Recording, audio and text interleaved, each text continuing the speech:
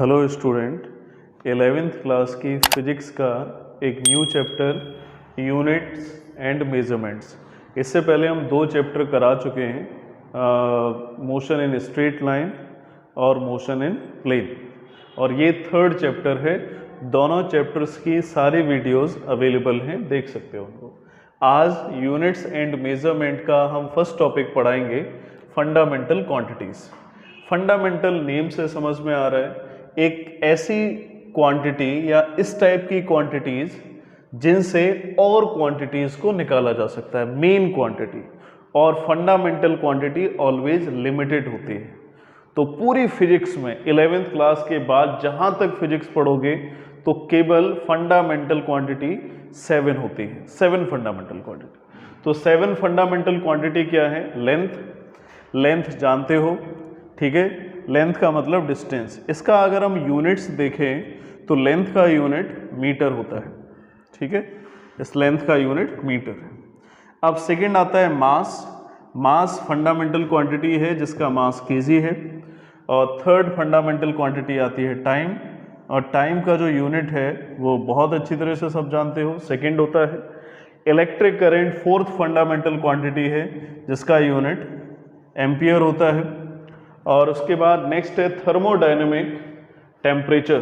Thermodynamic temperature का मैं इधर लिख रहा हूँ, टेम्परेचर का यूनिट केल्विन होता है। वैसे और भी यूनिट है लेकिन स्टैंडर्ड केल्विन में लिया जाता है। अमाउंट ऑफ सब्सटेंस का अमाउंट कितना होगा उसको केमिस्ट्री में पढ़ा है कि मोल से रिप्रेजेंट करते हैं, ठीक है। जितना मोल होगा उतना ही सब्सटेंस का, अब मोल की जितनी क्वांटिटी होगी उतना ही अमाउंट ऑफ सब्सटेंस होगा।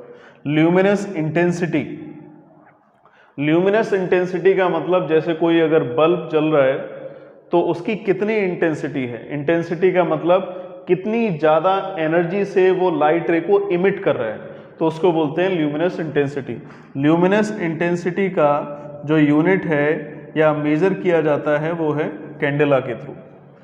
तो ओवरऑल पूरी फिजिक्स में 7 फंडामेंटल क्वांटिटी, लेंथ, मास, टाइम, इलेक्ट्रिक करंट, टेम्परेचर, उसके बाद अमाउंट ऑफ सब्सटेंस और लास्ट में ल्यूमिनस इंटेंसिटी। तो ये 7 फंडामेंटल क्वांटिटी हैं। इन्हीं से और हम नई क्वांटिटीज निकालेंगे जिसको हम डेरिव्ड क्वांटिटी बोलते हैं। फंडामेंटल क्वांटिटी को और क्या बोला जाता है? बेस क्वांटिटी, ठीक है। तो ये लिमिटेड है, सर्टेन है। उसी से मैंने डेफिनेशन बना दिया। देखो डेफिनेशन क्या है, टाइम को सेव करने के लिए मैंने डेफिनेशन को पहले लिख दिया था। तो डेफिनेशन क्या है? There are only a certain very limited number of physical quantities, है ना। बहुत लिमिटेड है। और कितनी लिमिटेड है? 7 that have been chosen at fundamental और base quantity which are independent of each other, जो एक दूसरे पे डिपेंड नहीं करेगी, ठीक है। सब अलग अलग फंडामेंटल क्वांटिटीज हैं और वो 7 है। अब हम इन क्वांटिटी का यूज करके जितने भी क्वांटिटीज आएंगी फिजिक्स में उन सबको निकालेंगे, इसलिए ये फंडामेंटल है। फंडामेंटल ये बेस है। यहाँ से और भी नई नई जो क्वांटिटी आती जाएंगी फिजिक्स में, 11th क्लास से आगे पढ़ते जाओगे, 10th क्लास में भी पढ़ी है, 9th क्लास में भी पढ़ी है। उन सब क्वांटिटी को इन 7 क्वांटिटी का यूज करके हम फाइंड आउट कर लेंगे, सिंपलर फॉर्म में कन्वर्ट कर लेंगे। तो फंडामेंटल एक क्वांटिटी होती है, उसके बाद फंडामेंटल से जो बची हुई क्वांटिटी निकलेगी, बची हुई क्या, ऑलमोस्ट सारी क्वांटिटी बची हुई है वो निकलेगी, केवल इसमें 7 ही आ रही। तो जो बची हुई क्वांटिटी आती है उनको हम डेरिव्ड क्वांटिटी बोलते हैं। अब हम समझेंगे कि डेरिव्ड क्वांटिटी क्या होती है। अब हम बात करेंगे डेरिव्ड क्वांटिटीज की। तो डेरिव्ड क्वांटिटी क्या है? All other physical quantities. अभी मैंने क्या बोला था कि फंडामेंटल क्वांटिटीज वो होती हैं जिनके थ्रू हम अदर क्वांटिटीज को निकाल सकते हैं। फंडामेंटल क्वांटिटी मैंने बोला था 7 ही होती है। वैसे कई साइंटिस्ट हैं, उन्होंने अपनी अपनी क्वांटिटी अपने अपने नेम से दे दी है। जैसे 10th क्लास में पढ़ा होगा ओम्स लॉ, ठीक है। तो ओम्स लॉ में रेजिस्टेंस की उन्होंने अपनी एक यूनिट अलग दे दी, ओम, ठीक है। और भी कई साइंटिस्ट हुए जिन्होंने अपनी अपनी अलग अलग यूनिट्स दे दी। लेकिन डेरिव्ड क्वांटिटी यहाँ पे क्या है? वो सारी क्वांटिटी जो बेस क्वांटिटी से डेराइव की जाती है। All other physical quantity derived from base quantity से जिनको डेराइव किया जाता है, निकाला जाता है, फाइंड आउट किया जाता है। Can be expressed in the term of combination of the fundamental और base quantities are called derived quantities। मतलब वो सारी क्वांटिटीज जिनको फंडामेंटल क्वांटिटी का यूज करके फाइंड आउट किया जाता है उनको हम डेरिव्ड क्वांटिटी बोलते हैं, या in short all the other quantities of fundamental quantity is known as derived quantity. इसका मतलब ये हुआ कि जो फंडामेंटल क्वांटिटी के अलावा जितनी भी क्वांटिटीज आती हैं उन सबको हम बोलते हैं डेरिव्ड क्वांटिटी। मैं एक दो एग्जांपल दे देता हूं। जैसे हमें एरिया लेना है तो एरिया की यूनिट क्या होती है, लेंथ इनटू लेंथ, ठीक है। तो लेंथ की यूनिट सब बच्चे जानते हैं मीटर होती है, और ये मीटर, तो मीटर स्क्वायर आ गया। वैसे एरिया क्या था, डेरिव्ड क्वांटिटी थी। कहीं 7 फंडामेंटल क्वांटिटी में आ रही थी, नहीं आ रही थी, ठीक है, लेकिन फंडामेंटल क्वांटिटी का उसमें यूज कर लिया। लेंथ एक फंडामेंटल क्वांटिटी है, लेंथ या डिस्टेंस। अब एक और हम एग्जांपल ले सकते हैं, जैसे मैंने प्रेशर ले लिया। प्रेशर क्या होता है, फोर्स अपॉन एरिया। अच्छा चलो मैं एक चीज और बता दूं, फोर्स के जो न्यूटन सेकेंड लॉ है उसमें फोर्स आया था F = ma। तो जब न्यूटन ने इसका डिस्कवरी की फोर्स की तो उन्होंने अपने नेम से यूनिट को दे दिया न्यूटन, ठीक है। ये वैसे तो 7 फंडामेंटल क्वांटिटी होती हैं, उनसे अदर क्वांटिटी को निकाला जाता है, लेकिन एक दो साइंटिस्ट ऐसे हैं जिन्होंने अपने नेम से ही यूनिट को दिया है। इसमें से न्यूटन्स थे जिन्होंने फोर्स का अपना यूनिट दिया, न्यूटन, ठीक है। उसके अलावा अभी मैंने पीछे बताया ओम्स लॉ, उन्होंने अपना दिया। अभी 12th क्लास में आओगे और भी कई साइंटिस्ट होंगे जिन्होंने अपने नेम से यूनिट को दिया है। अब प्रेशर ले लिया तो प्रेशर होता है फोर्स अपॉन एरिया। तो अगर हम चाहें फोर्स का तो डायरेक्ट न्यूटन यूज कर सकते हैं, लेकिन अभी मैं पढ़ा रहा हूं इसमें डेरिव्ड क्वांटिटी, और मुझे ये बताना है कि फंडामेंटल से डेरिव्ड क्वांटिटी को कैसे फाइंड आउट किया जाता है। तो इसलिए हम कोशिश करेंगे कि फंडामेंटल क्वांटिटी से ही निकालें। फोर्स को लिख सकते हैं न्यूटन सेकेंड लॉ से F = ma। तो मास का जो यूनिट है वो केजी हो गया, और जो एक्सेलरेशन है इसका यूनिट मीटर पर सेकेंड स्क्वायर हो गया, और एरिया का यूनिट मीटर स्क्वायर हो गया।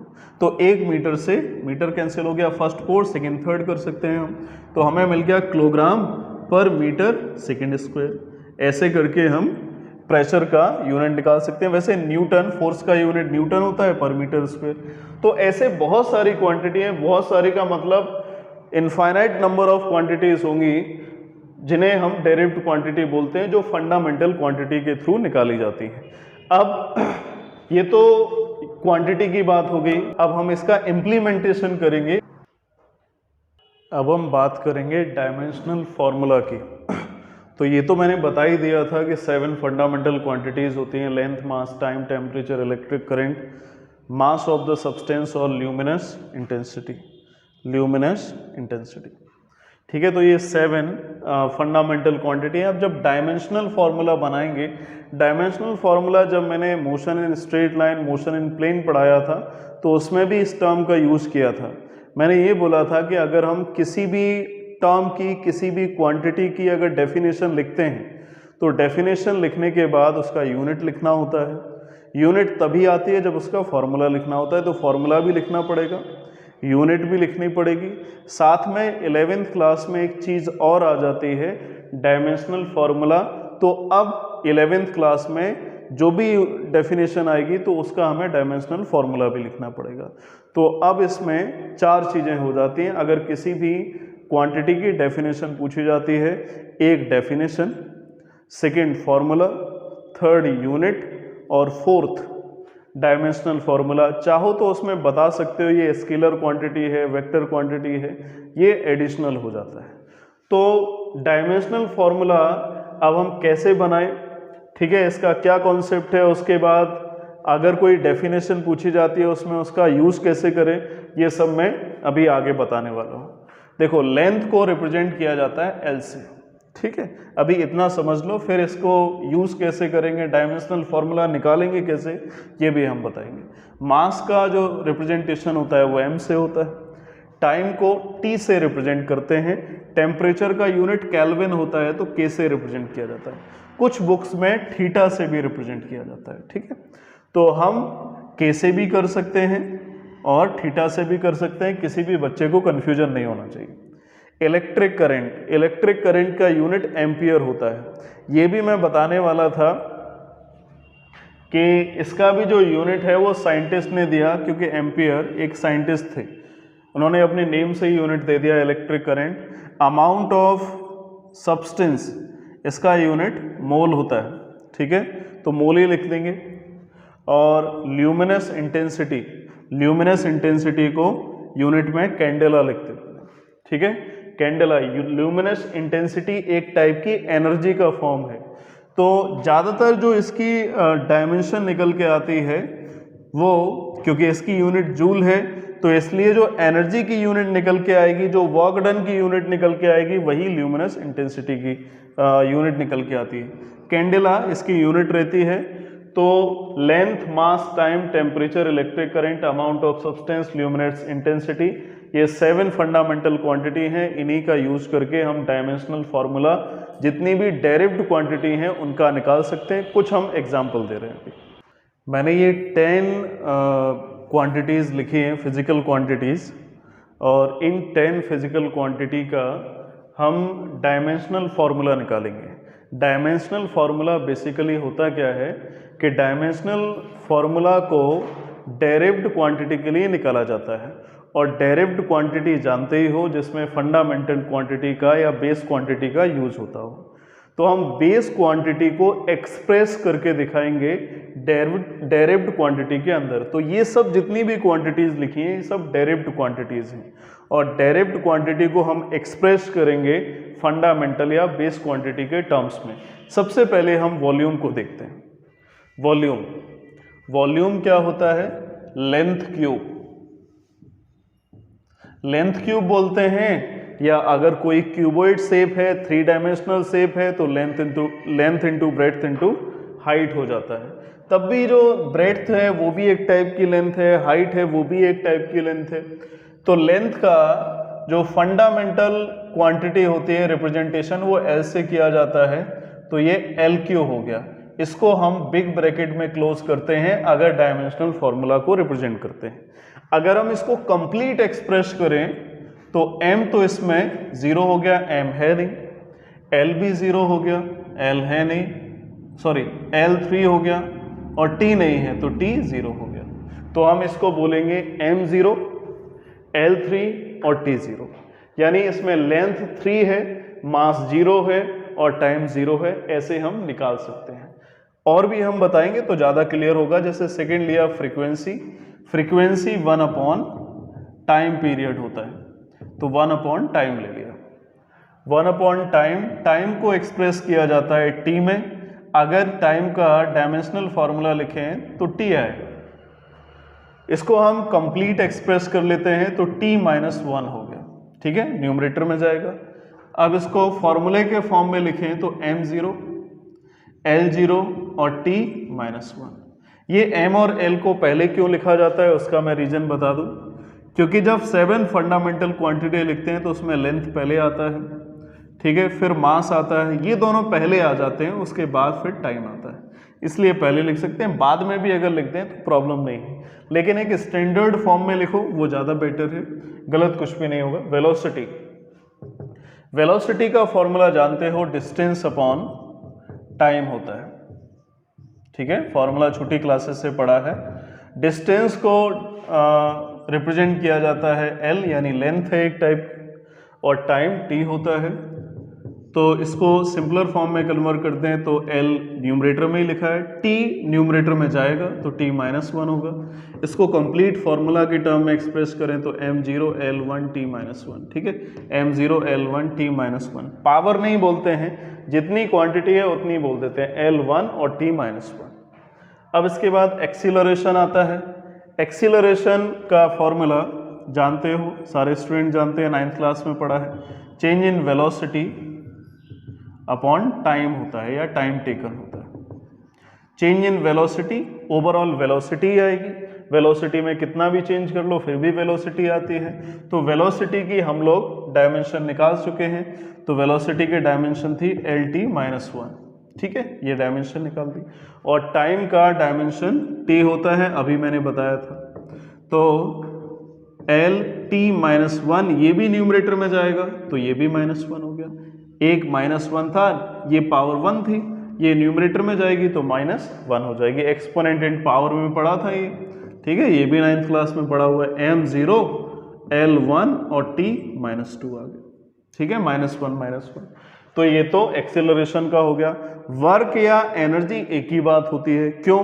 क्योंकि जितना एनर्जी होगी उतना ही वर्क कर पाओगे, या जितना वर्क कर पाओगे वो डिपेंड करेगा एनर्जी पे, एनर्जी के अकॉर्डिंग ही वर्क कर पाओगे। तो एनर्जी की जो यूनिट होगी, एनर्जी का जो डायमेंशन होगा वही वर्क का डायमेंशन होगा। वैसे एनर्जी और वर्क दोनों को जूल के थ्रू यूनिट में रिप्रेजेंट किया जाता है। तो वर्क, ठीक है, work done, work done W is equal to F into D होता है, यानी फोर्स इंटू डिस्प्लेसमेंट। ये भी फॉर्मूला 9th क्लास का, ये पहले हम छोटी क्लासेस से लेके चल रहे हैं, ठीक है। Work is equal to force into displacement. Force, force क्या होता है? एम ए होता है, मास इंटू एक्सेलरेशन, और डिस्प्लेसमेंट एक टाइप का लेंथ है, ठीक है, डिस्प्लेसमेंट लेंथ हो गया। मास को रिप्रेजेंट किया जाता है एम से। एक्सेलरेशन मैंने निकाल लिया है, देखो एक्सेलरेशन क्या था, एल टी माइनस वन। अभी हम अलग अलग लिख लेते हैं, मास को m लिख दिया, acceleration L T minus one लिख दिया, और लेंथ l हो गया। अब यहीं पे एक्सप्रेस कर देते हैं क्योंकि फिर आगे वाली क्वांटिटी आएगी। चलो इधर लिख लेते हैं हम इसको, m l1 और l1 कितना हुआ, l2 और t माइनस टू, ठीक है। तो वर्क या एनर्जी का डायमेंशन क्या हो गया, ml two t minus two. Work या एनर्जी एक ही बात है। मोमेंटम, मोमेंटम या कंजर्वेशन ऑफ मोमेंटम, ये भी 9th क्लास में पढ़ा था। तो इसको मोमेंटम को P से रिप्रेजेंट किया जाता है, याद हो। मोमेंटम और पावर को भी P से रिप्रेजेंट किया जाता है। मोमेंटम क्या होता है, m into V. Conservation of momentum topic पढ़ा था। तो मास को m से रिप्रेजेंट करते हैं, और वेलोसिटी, वेलोसिटी को एल टी माइनस वन से रिप्रेजेंट किया जाता है। तो इसको कंप्लीट फॉर्मूले के टर्म में एक्सप्रेस कर दिया, फॉर्म बनेगा m l1 t minus one, ठीक है, ये मोमेंटम का हो गया। एंगल, एंगल मैंने अभी जो 11th क्लास के लेक्चर हुए हैं उसमें बताया है, फिजिक्स की क्लासेस में भी बताया, मैथ्स की क्लासेस में भी बताया, ठीक है, सारी वीडियोस अवेलेबल हैं, देख सकते हो। Angle is equal to arc upon radius होता है। तो आर्क भी क्या है, एक टाइप की लेंथ है, और रेडियस भी क्या है, लेंथ है। तो आर्क भी लेंथ और रेडियस भी लेंथ, तो ये दोनों कट हो जाते हैं, तो ये डायमेंशन, डायमेंशन लेस क्वांटिटी है, ठीक है, ये डायमेंशन लेस क्वांटिटी है। तो इसको देखने के बाद एक चीज़ तो हमें समझ में आ गई कि ज़रूरी नहीं है हर क्वांटिटी की डायमेंशन हो, कुछ क्वांटिटी ऐसी भी हैं जिनका डायमेंशन नहीं होता है। एक और चीज़ हम आगे लेके आएंगे, रिफ्रैक्टिव इंडेक्स, ठीक है। रिफ्रैक्टिव इंडेक्स जब पढ़ा था, जब टॉपिक पढ़ा था refraction of light 10th class में, तो उसकी भी डायमेंशन नहीं होती है। अभी हम इसको आगे बताएंगे। डेंसिटी क्या होता है, डेंसिटी इज इक्वल टू होता है मास अपॉन वॉल्यूम। तो मास को m से रिप्रेजेंट किया जाता है, और वॉल्यूम निकाल लिया है। वॉल्यूम क्या निकाला था, L3। तो ओवरऑल डेंसिटी आ गई ml-3। क्लियर। एंगुलर डिस्प्लेसमेंट, अब मोशन इन प्लेन टॉपिक मैंने पढ़ाया है, उसमें एंगुलर डिस्प्लेसमेंट बताया बहुत डिटेल में, ठीक है, तो उसको देख सकते हो। एंगुलर डिस्प्लेसमेंट को थीटा से रिप्रेजेंट किया जाता है, और एंगुलर डिस्प्लेसमेंट का भी फॉर्मूला यही होता है, आर्क अपॉन रेडियस, ठीक है। एंगुलर डिस्प्लेसमेंट का मतलब होता है कि कोई ऑब्जेक्ट सर्कुलर पाथ पे मूव कर रहा है, तो वो सेंटर के अबाउट कितना एंगल ट्रेस कर लेता है। जैसे ऑब्जेक्ट ए से बी तक गया तो सेंटर पे कितना एंगल बना दिया, उसी को बोलते हैं एंगुलर डिस्प्लेसमेंट। तो आर्क अपॉन रेडियस है, तो ये भी एक डायमेंशन लेस क्वांटिटी होगी, ठीक है, लिख देता हूं मैं, क्वांटिटी होगी, ठीक है। अब इसके बाद आता है एंगुलर वेलोसिटी। एंगुलर वेलोसिटी को बताया था मोशन इन प्लेन, जो चैप्टर है उसको जरूर देख लेना। एंगुलर वेलोसिटी को रिप्रेजेंट किया जाता है ओमेगा से। W ये होता है और ये ओमेगा है। ओमेगा क्या होता है? Omega is equal to angular displacement. ये इसका फॉर्मूला है एंगुलर डिस्प्लेसमेंट, ठीक है। एंगुलर डिस्प्लेसमेंट, ये स्पेलिंग गलत हो गई इसकी, डिस्प्लेसमेंट, ठीक है, एंगुलर डिस्प्लेसमेंट अपॉन टाइम, ठीक है। ये फॉर्मूला एंगुलर डिस्प्लेसमेंट, ये मैंने बताया था डायमेंशनलेस क्वांटिटी है, इसमें कुछ आएगा नहीं, तो ये तो 1 हो गया, कुछ है ही नहीं इसमें, और टाइम t होता है, तो इससे t टू दी पावर -1 आ गई। इसे कंप्लीट अगर एक्सप्रेस करें तो m0, l0 और t -1, तो ये एंगुलर वेलोसिटी की आ गई।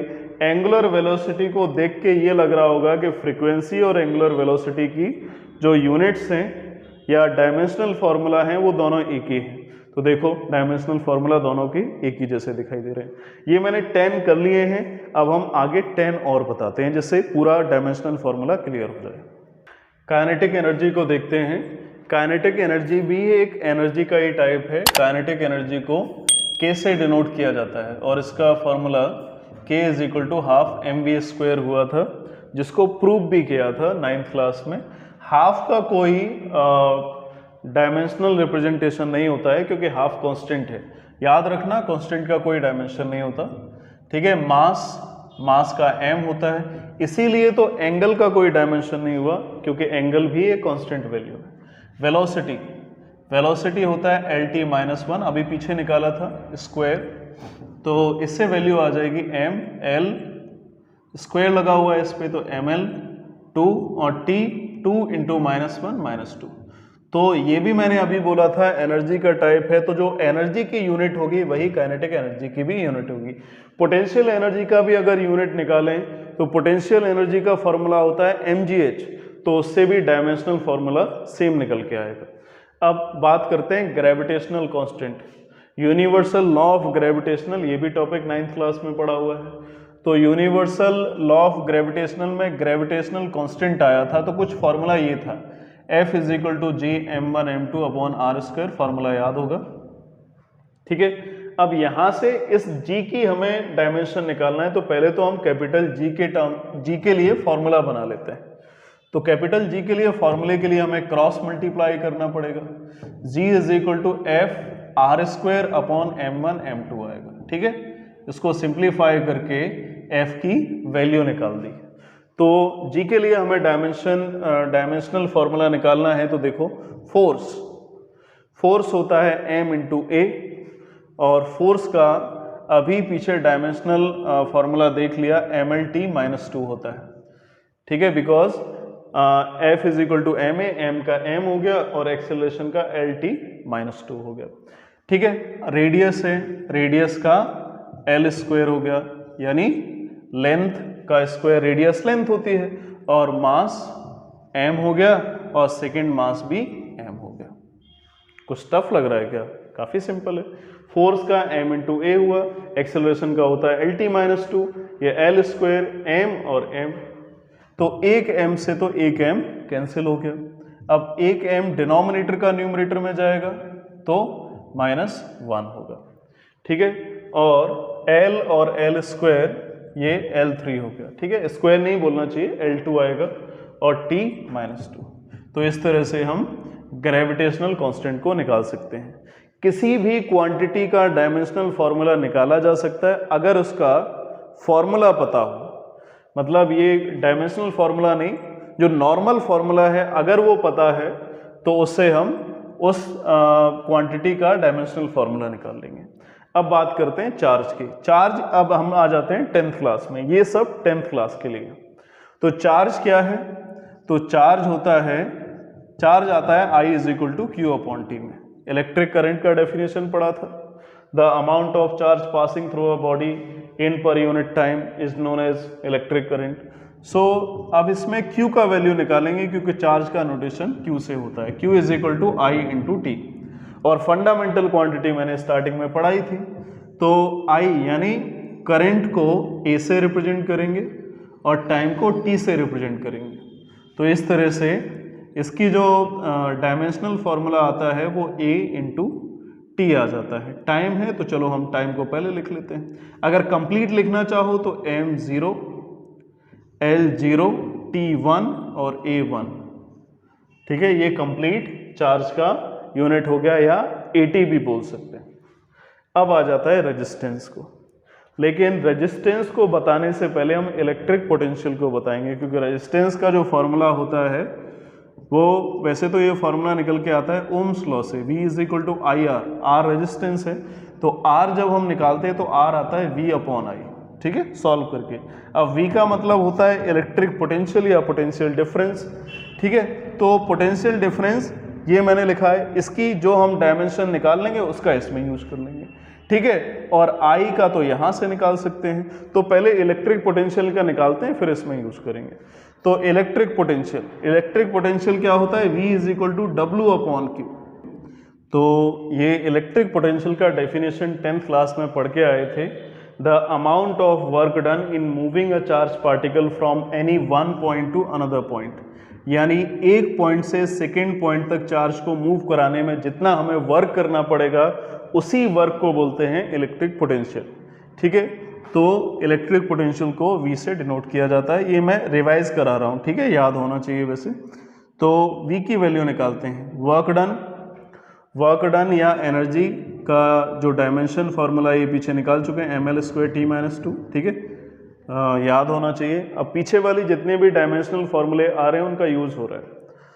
तो Q जो था वो Q is equal to IT अभी निकाल लिया, Q क्या है, A इंटू टी या AT। तो अब देखो इसमें से कुछ कट हो रहा है, कुछ कट तो नहीं हो रहा है, ml² आएगा और ये जो T है वो न्यूमरेटर में जाएगा तो -2 और -1 आ गया, और A भी न्यूमरेटर में जाएगा तो -1 हो जाएगा। इसको हम लिख सकते हैं ml² t-3 और A-1, ठीक है। तो V is equal to W upon T, W work done, ml² t-2 ये पीछे निकाल लिया था, AT अभी निकाल लिया है, तो सॉल्व करके ये डायमेंशनल फार्मूला आ गया। अब इसी डायमेंशनल फार्मूला का हम रेजिस्टेंस में यूज करते हैं। V होता है ml² t-3 और A-1, ठीक है। ये voltage, electric potential, potential difference या वोल्टेज एक ही बात होती है। तो ये V का आ गया। I होता है करंट, और करंट का अगर निकालेंगे तो करंट का A होता है। देखो यहाँ पे I करंट था और करंट का मैंने डायमेंशनल फार्मूला क्या लिखा है, A एम्पियर। अब इसको सॉल्व कर लेते हैं, तो सॉल्व किया तो सॉल्व करके हम यहाँ पे लिखते हैं ml² t-3, ये A न्यूमरेटर में जाएगा तो -1 डायरेक्ट लिख दिया मैंने -2, ठीक है। तो रेजिस्टेंस एक ऐसी यूनिट है, क्वांटिटी है, ऐसी कांस्टेंट क्वांटिटी है जो इलेक्ट्रिक पोटेंशियल और इलेक्ट्रिक करंट दोनों पे डिपेंड करेगी। जब ये ओम्स लॉ पढ़ा था तो उसमें ये बात समझी थी। अब हम आ जाते हैं वेवलेंथ पे। तो वेवलेंथ एक तरह से लेंथ है, वेव जितना ट्रेवल करेगी और वेव जितना पाथ को कवर कर लेगी और पाथ कवर करने में जितनी लेंथ होती है उसी को बोलते हैं वेवलेंथ, या इन शॉर्ट वेव की जो लेंथ होगी उसी को बोलते हैं वेवलेंथ। तो वेवलेंथ एक्चुअल में क्या होगी, एक टाइप की डिस्टेंस होगी, और डिस्टेंस या लेंथ का जो यूनिट होता है वो L होता है। तो ये वेवलेंथ की यूनिट आ गई। मेन क्या है, ग्रेविटेशनल कांस्टेंट, रेजिस्टेंस और इलेक्ट्रिक पोटेंशियल, ये याद होने चाहिए। और उससे भी ज़रूरी क्या है कि जितनी भी क्वांटिटी हैं उनके फॉर्मूले अगर पता हो तो उनके डायमेंशनल फॉर्मूले को हम निकाल सकते हैं। अब कुछ और देखते हैं डायमेंशनल फॉर्मूले को। रिफ्रैक्टिव इंडेक्स को म्यू से रिप्रेजेंट किया जाता है, म्यू से या फिर एन से भी किया जाता है। ये 10th क्लास में पढ़ चुके हो, मैंने अभी रिपीट किया था जब रिफ्रैक्शन ऑफ लाइट टॉपिक पढ़ा था। तो म्यू इसका फॉर्मूला होता है sine I upon sine R, यानी इसको बोलते हैं sine of angle of incidence to the sine of angle of refraction, ठीक है। तो sine of angle of incidence, इससे भी एक न्यूमेरिकल वैल्यू निकल के आती है, साइन 30, साइन 60, साइन 90, वैसे ही डिनोमिनेटर में भी सेम वैल्यू निकल के आएगी। तो जब दोनों से वैल्यू एक न्यूमेरिकल निकल के आएगी तो न्यूमेरिकल वैल्यू का कोई डायमेंशन होता नहीं है, तो ये भी एक डायमेंशन लेस क्वांटिटी है। फाइनली हमें क्लियर हो गया कि refractive index dimension less quantity है, क्योंकि न्यूमरेटर से भी एक न्यूमेरिकल आएगा, डिनोमिनेटर से भी न्यूमेरिकल आएगा, ठीक है। तो ओवरऑल सॉल्व करके भी न्यूमेरिकल का आएगा, न्यूमेरिकल वैल्यू की कोई डायमेंशन होती नहीं है। अब आता है इलेक्ट्रिक या रेजिस्टिविटी या इलेक्ट्रिकल रेजिस्टिविटी। इलेक्ट्रिकल जो रेजिस्टिविटी होती है इसको मैंने पढ़ाया था और इसमें फॉर्मूला एक बताया था, resistance is equal to rho L upon A. Rho resistivity का सिंबल है, R is equal to rho L upon A. Rho resistivity है या इलेक्ट्रिकल रेजिस्टिविटी है तो रो की वैल्यू यहाँ से निकाल लेते हैं, तो रो आएगा आर ए अपॉन एल, ठीक है। रेजिस्टेंस का मैंने डायमेंशनल फार्मूला निकाल लिया था, M L square T minus 3 A minus 2, ठीक है। तो इसको याद रखना, ए एरिया होता है, एरिया का यूनिट भी पीछे निकाल लिया था एल स्क्वायर, और लेंथ का भी पीछे यूनिट निकाल लिया था एल होता है, तो एल से एक एल कट हो गया। फाइनली एम एल स्क्वायर और एल एल 3 आएगा और टी माइनस 3 आएगा और ए माइनस 2, ठीक है। तो जब भी कोई भी यूनिट या क्वांटिटी पूछी जाए तो क्वांटिटी निकालने के लिए फॉर्मूले को हम इस तरह से एक्सप्रेस कर लेते हैं कि जो क्वांटिटी पूछी गई है उसके लिए फॉर्मूला निकल के आ जाए। तो उसके बाद उसमें रेजिस्टेंस, एरिया और लेंथ की वैल्यू निकाल लेंगे और पुट कर लेंगे। देखो, अगर बाई चांस रेजिस्टेंस की पेपर में अगर ये रेजिस्टिविटी आ जाए और पेपर में रेजिस्टेंस का डायमेंशनल फार्मूला ना पता हो तो उसके लिए ओम्स लॉ लगा देना, R is equal to V upon I. थोड़ा बड़ा प्रोसेस होगा और अभी इसमें v भी नहीं पता है तो v is equal to W upon Q. तो v से निकाल लोगे, w अपॉन क्यू यूज़ करके पोटेंशियल निकाल लोगे, यानी वोल्टेज निकालोगे, वोल्टेज का इसमें यूज़ करोगे, r is equal to V upon I. Resistance आ जाएगा, रेजिस्टेंस के यहाँ पे यूज़ कर दोगे, ठीक है, अगर बाई चांस रेजिस्टेंस का डायमेंशनल फार्मूला नहीं पता है तो। इसके बाद आ जाते हैं लेटेंट हीट पे। तो latent heat q is equal to ml होता है, L लेटेंट हीट है, q एनर्जी है। तो यहाँ से लेटेंट हीट को निकाल लेते हैं। तो लेटेंट हीट को याद होगा हिडन हीट बोलते हैं।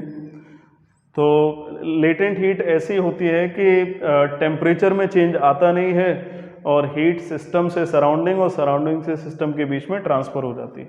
तो Q एनर्जी का फॉर्मूला होता है M L square T minus 2, ठीक है, याद कर लिया होगा सबने।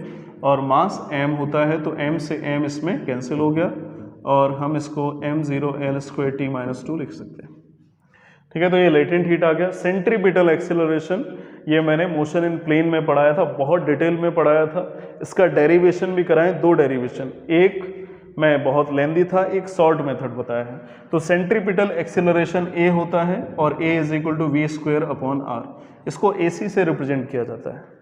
अब centripetal acceleration v square upon R होगा, v का मतलब वेलोसिटी, वेलोसिटी का जो डायमेंशनल फार्मूला होगा वो ml माइनस 1 होगा, इस पे स्क्वायर है, और r रेडियस यानी लेंथ है। अब इसको हम होल स्क्वायर को ओपन कर लेते हैं, l 2 t minus 2 upon l, एक l से l कैंसिल हो गया, इससे आएगा l ऊपर जाएगा तो l1 t माइनस 2 और m 0 हो गया, ठीक है। तो ये स्टैंडर्ड फॉर्म आ गया डायमेंशनल फार्मूला का। इसके बाद पावर आता है। तो पावर या इलेक्ट्रिक पावर एक ही बात है। जो 9th क्लास में पावर था वो 10th क्लास में इलेक्ट्रिसिटी वाले चैप्टर में कन्वर्ट होके इलेक्ट्रिक पावर हो गया था। Electric power P is equal to W upon T होता है। P को मैंने पीछे मोमेंटम में भी रिप्रेजेंट किया था और ये पावर P के लिए है। तो W वर्क डन या एनर्जी, सबका डायमेंशनल फार्मूला एक ही, M L square T minus 2, और टाइम T होता है। अब सॉल्व किया, M L square T minus 3, तो ये इसकी डायमेंशन होगी। ये मैंने 9th और 10th क्लास के डायमेंशनल फार्मूला को कंप्लीट कर लिया है। 11th के भी एक दो मैंने बता दिए हैं। अब 11th और 12th क्लास में कई डेरिव्ड क्वांटिटीज आएंगी, कई डेफिनेशन आएंगी, उन डेफिनेशन के कई डायमेंशनल फार्मूला होंगे। तो जैसे जैसे डेफिनेशन आती जाएगी अब हम उसमें डायमेंशनल फार्मूला निकालते जाएंगे और एक्सप्लेन करते चलेंगे। ठीक है, इस चैप्टर में अभी काफ़ी कुछ बचा हुआ है, तो जो नेक्स्ट वीडियो आएगी इस चैप्टर का जो बचा हुआ पार्ट है उसमें कराएंगे। Okay, thank you, stay tune for next video.